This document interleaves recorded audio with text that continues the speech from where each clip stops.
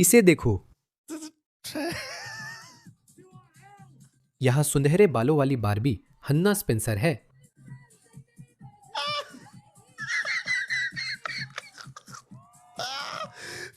इसी वजह से वहां एक भी मुसलमान नहीं है, वहां मुल्ती नाली भी नहीं है। मेरे मुस्लिम भाइयों, आप इसी के लिए वोट कर रहे हैं।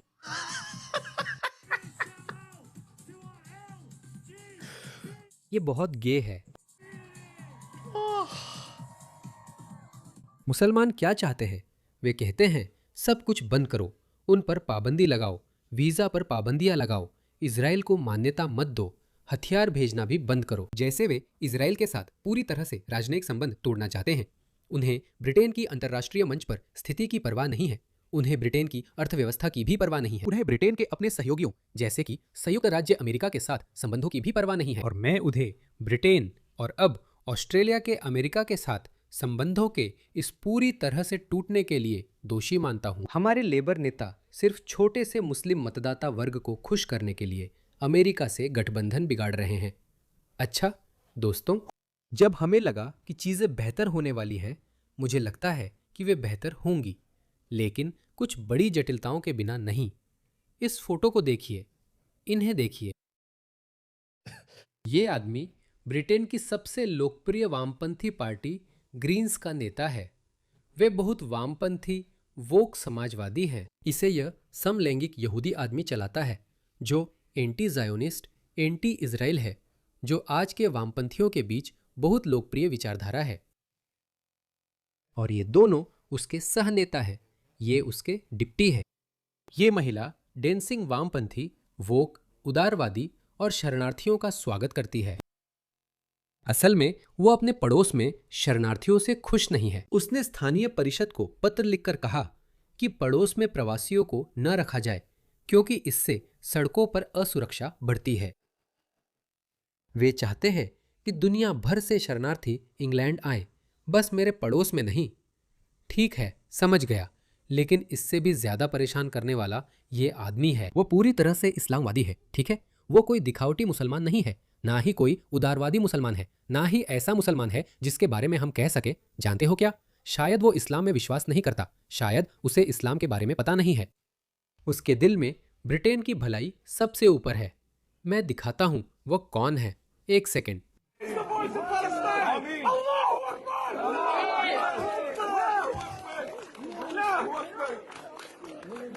बार के पास जो खतरा है, देखिए, वहां कोई समलैंगिक या ट्रांसजेंडर पुरुष या महिला नहीं दिख रही। अब इसे हंसी में नहीं टाल सकते। देखिए, रिफॉर्म सबसे लोकप्रिय पार्टी है। ये एक दक्षिणपंथी पार्टी है, लेकिन रिफॉर्म के बाद सबसे करीब ग्रीन्स पार्टी है। ओ, वे टोरिस से बात कर रहे हैं। लेबर पार्टी टोरिस से और नीचे गिर गई है। लिब डेम का खेल। मुझे नहीं पता कि रूपर्ट लो की रिस्टोर पार्टी इन पोल्स में कब दिखेगी। उम्मीद है जल्द ही दिखे। मुझे पता है कि रूपर्ट लो और नाइजेल फ्रे एक दूसरे से नफरत के बावजूद उन्हें चीजें सुलझानी होंगी, वरना ग्रीन्स और लेबर वे किसी न किसी समय गठबंधन बना लेंगे। और यहाँ तक कि लिब डेम भी ऐसा करेगा। और इसमें ऑस्ट्रेलिया के लिए भी एक सबक है। अभी हम ऑस्ट्रेलिया की नई राइट के रूप में वन नेशन की लहर का आनंद ले रहे हैं, लेकिन जहां एक नई राइट है वहां एक नई लेफ्ट भी होगी। और मुझे चिंता है कि ये ग्रीन्स ही होंगे। ऑस्ट्रेलिया में भी ग्रीन्स ही होंगे। और भाई साहब, वे भी ब्रिटेन के लोगों की तरह ही अजीब हैं। मैं जैक पोलेंस्की की सोच को समझ ही नहीं पा रहा हूं। इस दौर में आप इतने भोले तो नहीं हो सकते। शायद वो सोच रहा है कि मैं मुस्लिम वोट का इस्तेमाल करूंगा और आखिर में अपने LGBTQ, नारीवादी और उन सभी आधुनिक पश्चिमी उदारवादी आदर्शों के साथ ही रहूंगा। शायद वो यही सोचता है। ये लोग मार्क्सवादी समाजवादी है। इस्लाम मार्क्सवाद या समाजवाद में विश्वास नहीं करता, बल्कि उससे नफरत करता है। इस्लाम बहुत आक्रामक पूंजीवादी समाज है, शायद पश्चिमी अर्थ में नहीं। इसका बैंकिंग सिस्टम बिल्कुल अलग है। तो शायद वे कुछ साझा आधार खोज सकते हैं, क्योंकि ये मार्क्सवादी भी एक आधुनिक पश्चिमी बैंकिंग सिस्टम से नफरत करते हैं, जिसे वे शोषणकारी मानते हैं।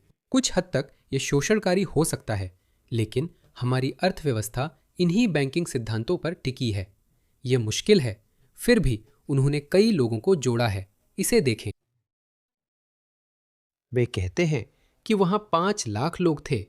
अरे, वहां 5 लाख लोग नहीं थे, इतने ही थे। मेट का कहना है कि वहां 50,000 लोग थे, लेकिन इसका मतलब नहीं है। मैं कहूंगा अच्छा किया, अच्छी कोशिश थी, ठीक है। अगर आप देखना चाहते हैं कि लाखों लोग कैसे दिखते हैं तो टॉमी रॉबिन्सन की यूनाइट द किंगडम रैली देखें, जो कुछ महीने पहले हुई थी। और आप देख सकते हैं कि ये कितनी बड़ी है। ये पूरी तरह फैली हुई थी। इसे देखिए, ये पूरी तरह फैली हुई थी। ये हर जगह थी। ये एक और कोण है, बस एक छोटी सी झलक। मेट ने कहा था वहां 3 लाख लोग थे। मुझे लगा 10 लाख थे, लेकिन मुझे ठीक से पता नहीं। मैं बस देख रहा था और दूसरों की बातें सुन रहा था।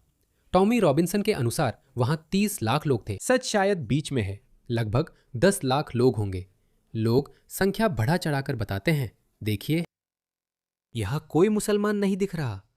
वहां एक काली महिला है, ऐसी कई होंगी। यहां एक काली महिला है, एक है। वैसे ये बहुसांस्कृतिक कार्यक्रम है। इसे देखो, जैक पोलेंस्की। कोई मुस्लिम नहीं है। मैं सोच रहा हूं क्यों। मोटी नाली कहाँ है? वहां कोई मोटी नाली नहीं था। मैं सोच रहा हूं मोटी नाली के साथ क्या हुआ। इसे देखो, यही आदमी। हे भगवान, ये उस दिन की बात नहीं है, ये किसी और दिन की है। लेकिन जरा इस आदमी को देखो। हे भगवान, ये सही कह रहा है।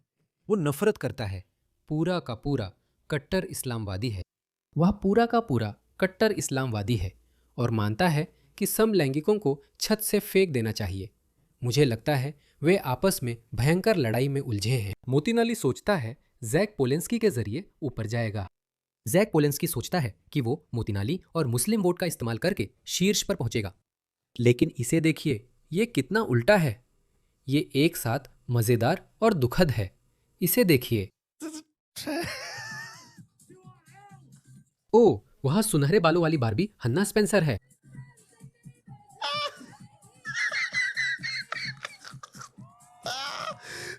इसी कारण वह कोई मुसलमान या मुल्ती नाली नहीं है।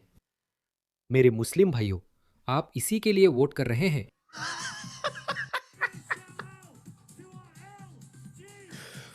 यह बिल्कुल ठीक है। इसे देखो, यहां कोई मुसलमान नहीं है। इसमें हैरानी की बात नहीं कि मोती नाली नहीं आया। मैं तुम्हें कुछ और दिखाता हूं। इसे देखो।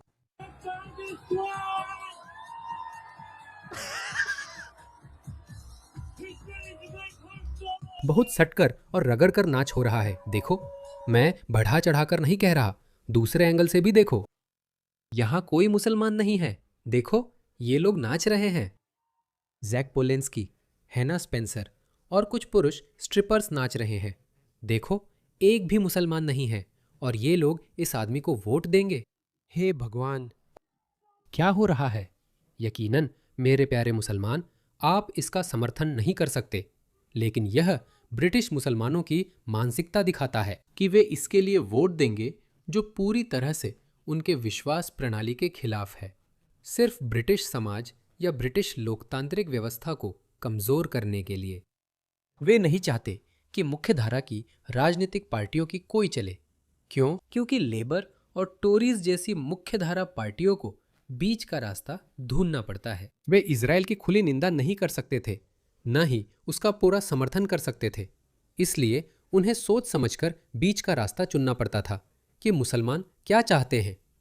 वे कहते हैं, सब कुछ बंद करो, प्रतिबंध और वीजा प्रतिबंध लगाओ, इजराइल राज्य की मान्यता वापस लो और उसे हथियार भेजना बंद करो। जैसे वे चाहते हैं कि इजराइल के साथ पूरी तरह से राजनयिक संबंध तोड़ दिए जाएं, वरना हम आपसे बात नहीं करेंगे या फिर हम आपके लिए वोट नहीं करेंगे।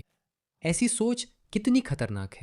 इससे पता चलता है कि वे इतने कबीलाई सोच वाले हैं कि सिर्फ एक मुद्दे पर वोट देंगे।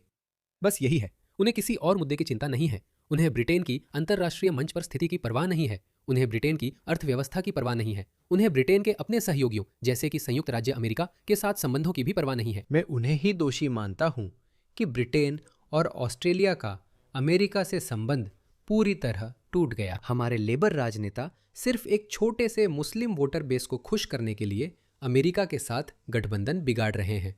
इससे आपको झलक मिलती है। वे पूरे यूनाइटेड किंगडम को बर्बाद कर देंगे क्योंकि उन्हें यूके की कोई परवाह नहीं है, उन्हें सिर्फ इस्लाम की परवाह है। वे आपको पहले भी लाखों बार ये बता चुके हैं, उन्हें सिर्फ इस्लाम की परवाह है। मेरी अंतिम वफादारी किसी भी देश के प्रति नहीं है, ये देशों के रचनाकार के प्रति है, ये रब्बुल आमीन के प्रति है।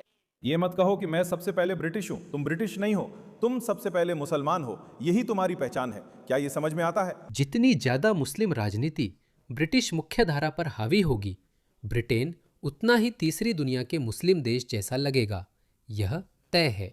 तीसरी दुनिया देश इसलिए है क्योंकि वहां के लोग, राजनीति और मूल्य ऐसे हैं। और जब आप उन मूल्यों, उस राजनीति को ब्रिटेन और ऑस्ट्रेलिया जैसे उच्च सामाजिक भरोसे वाले समृद्ध और विकसित देशों में लाते हैं, तो आप ज्यादा समय तक समृद्ध और विकसित नहीं रह पाएंगे। हालांकि रिफॉर्म और रिस्टोर अच्छा कर रहे हैं, लेकिन ये लोग भी आ रहे हैं।